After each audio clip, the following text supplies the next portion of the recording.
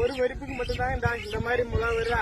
அடுத்துந்தா இதெல்லாம் பறிக்கவே இல்லை. இந்த செடி எப்படி சுருட்டிட்டு போவாரு. விதை கம்பெனிக்காரங்க நல்லா விதையா கொடுங்கப்பா. நீங்க மட்டும் தான் பொழைக்க பாக்குறீங்க. ஆனா விவசாயியை நாங்க பொழைக்க கூடாதுன்னு பாக்குறீங்க. நல்லா தரமான விதையை கொடுக்கலாம்ல. பக்கி உங்க ஊர்ல இந்த மிளகா என்னது, இது என்ன மிளகா தெரியாது. இதுதான் ரெங்கா புல்லட் பக்கி. இங்க ஃபுல்லாவே இதுதான் நடுவேன். என்ன ரேட்டுன்னு சொல்லுங்க உங்க ஊர்ல. இது வந்து சாம்பார் மிளகா தானே கண்டுபிடிச்சீங்க. சாம்பார் மிளகா தான். உங்க ஊர்ல எவ்வளவுன்னு சொல்லு பக்கி. நாளைக்கு வடமேரை சந்தைக்கு மிளகா வரும். எல்லாரும் வடமேரைக்கு வந்துருக்க. நீங்களும் வந்துருக்க பக்கி. வந்துரு பக்கியோ. இதான் மிளகா. இந்த பசரி வந்து பாக்டாம்பாஸ்ன்னு உரம் இருக்குல்ல, அதுல இருந்தே வருதுன்னு எனக்குமே தெரியும். நல்லா தெரிஞ்சுதான் நாங்க உரத்தையே வாங்கி விடுறோம். அப்புறம் வேற வழி இல்லாம இங்க பாருங்க, நம்ம விடுற உரத்தை ஃபுல்லா இந்த பசரி எடுத்துக்குது.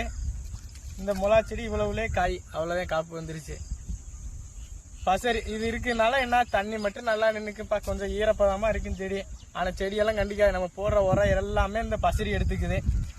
இதுல விவசாயம் பண்ணி நம்ம என்ன பண்றோங்க பாரு.